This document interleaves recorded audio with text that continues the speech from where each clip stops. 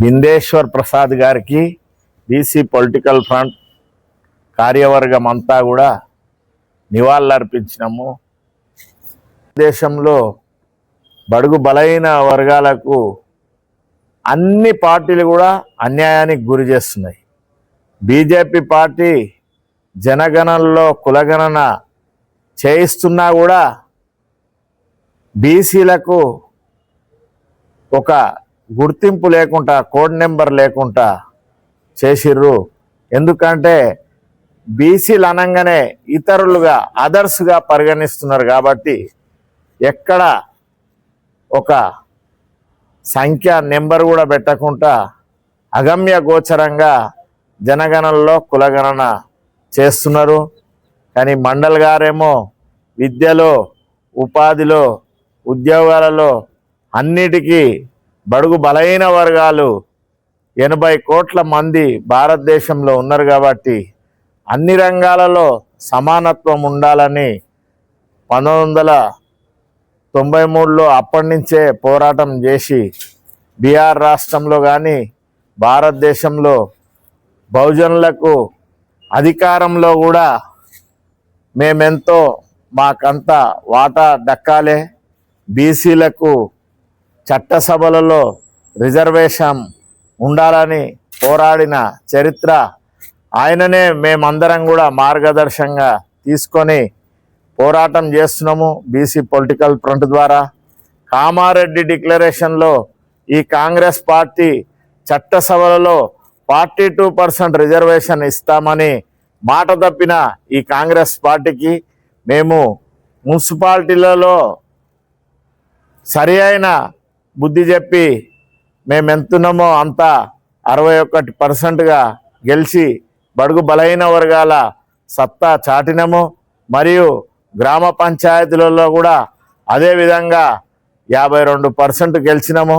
ఎందుకంటే చట్టసభలలో రిజర్వేషన్ ఇస్తామని రాహుల్ గాంధీతోని భారత్ జోడో యాత్రలో చెప్పించి అధికారంలోకి వచ్చి అక్కడ రాష్ట్రపతి దగ్గర బిల్లు పెండింగు, ఇక్కడ గవర్నర్ గారి దగ్గర పెండింగు, మరియు కోట్లకే పరిమితం చేసిన చరిత్ర ఈ కాంగ్రెస్ పార్టీది.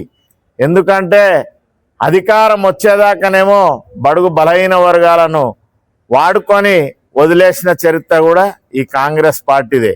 ఎందుకంటే ఆర్థికంగా బలపడాలని మనకు ఈ బడ్జెట్లో 20% ఇస్తామని కామారెడ్డి డిక్లరేషన్లో బీసీ ముఖ్యమంత్రి అయిన కర్ణాటక రాష్ట్రం నుంచి పిలిపించి మనకు ఇస్తామని చెప్పి ఆ బడ్జెట్లో కూడా సరి అయిన వాటా ఇవ్వకుండా ఎగ్గొట్టిన చరిత్ర కూడా ఈ కాంగ్రెస్ పార్టీదే. మరి బడుగు బలైన వర్గాలకు లీకులు చేయడము, ఉపాధి దొరకకుండా చేయడము ఈ కాంగ్రెస్ పార్టీకి పరిపాటి అయిపోయింది. ఎందుకంటే కాంగ్రెస్ పార్టీ గాంధీ భవన్లో మేనిఫెస్టోలో ఏం చెప్పింది? మన బీసీ సోదరులకు రిజర్వేషన్ ఇస్తామని చెప్పింది. 50 ఏళ్ళు నిండిన బహుజనులకు 5,000 పెన్షన్ ఇస్తామని చెప్పింది. మరియు చెట్టు మీదకి వాడి చచ్చిపోయిన వాళ్ళకి ఇప్పటి వరకు కూడా ఎక్స్గ్రేషియా ఇచ్చిన దాఖలాలకు కూడా పోలేదు ఈ కాంగ్రెస్ పార్టీ. ఈ విధంగా ఎక్కడ అడుగడుగున బహుజనులకు తీవ్ర అన్యాయానికి గురి చేస్తుంది.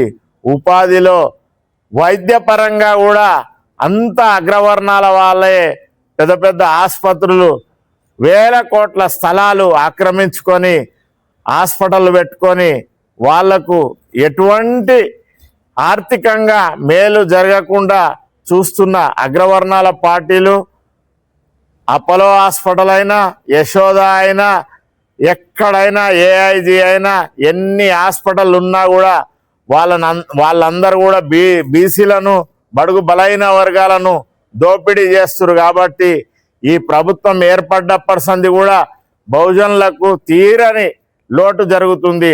ఆర్థికంగా అయినా, ఉపాధి పరంగా అయినా, రాజకీయంగా అయినా చట్టసభలలో రిజర్వేషన్ ఇస్తామని కూడా ఎగ్గొట్టిన చరిత్ర ఈ కాంగ్రెస్ పార్టీది. కాబట్టి మేమందరం కూడా ఈరోజు మండల్ డే సందర్భంగా ఈ తెలంగాణ ప్రజలకు బహుజన రాజ్యం ఏర్పడాలి. సర్దార్ సర్వాయి పాపనను ఆదర్శంగా తీసుకొని ఈ ఆగస్టు మాసం అంతా కూడా బహుజనులను ఐకమత్యం చేస్తాం తెలంగాణలో. ఎందుకంటే బడుగు బలహీన వర్గాలందరూ కూడా 90% బీసీ, ఎస్సీ, ఎస్టీ, మైనార్టీలే ఉన్నారు. కాబట్టి బహుజన రాజ్యం వచ్చినప్పుడే ఇప్పుడు తమిళనాడు రాష్ట్రంలో చూడండి 69% రిజర్వేషన్ ఇచ్చి మరియు 9 షెడ్యూల్లో చేర్చి ఈ విధంగా బహుజనులను ఆదుకున్న చరిత్ర అక్కడ తమిళనాడు రాష్ట్రంలో. అక్కడున్న ఇప్పుడు ఏర్పాటైన కొత్త ప్రభుత్వంలో ఆ ముఖ్యమంత్రి గారు విద్యలో 30,000 కంటే పెంచకుండా ఫీజు ఆ విధంగా చేసి ఇక్కడ కూడా చేయాలని పోలీస్ స్టేషన్లో ఎవరైనా కంప్లైంట్ ఇవ్వనికి పోతే అది సీసీ కెమెరాలలో బంధించి వచ్చిన వాళ్లకు న్యాయం జరిగే విధంగా చేస్తున్న చరిత్ర అక్కడ పక్క రాష్ట్రంలో. కానీ మన తెలంగాణలో బడుగు బలహీన వర్గాలకు బతుకుదెరువు లేకుండా పోయింది. ఎందుకంటే ప్రజాపాలన చేస్తామని ఈ అగ్రవర్ణ పార్టీలైన బీజేపీ, బీఆర్ఎస్, కాంగ్రెస్ బడుగు బలహీన వర్గాలని ఈ చట్టసభలలో రిజర్వేషన్ను దృష్టి మళ్లించే దిశగా రిజర్వేషను బీసీలకు ఎక్కడ న్యాయం జరగకుండా అన్ని విధాల అనగదొక్కుతున్న చరిత్ర ఈ 3 పార్టీలది. కాబట్టి బహుజన పార్టీ ఇక్కడ వస్తేనే బహుజనులకు న్యాయం జరుగుతుంది.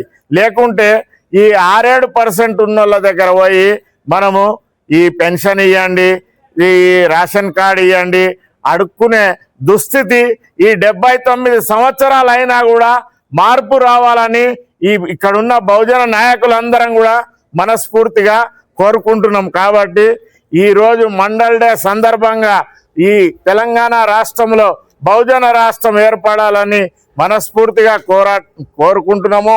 మేము అందరం కూడా సమైక్యంగా ఉండి సామాజిక న్యాయం జరిగేదాకా కూడా పోరాటం చేస్తామని మీ ద్వారా తెలియజేస్తున్నాము.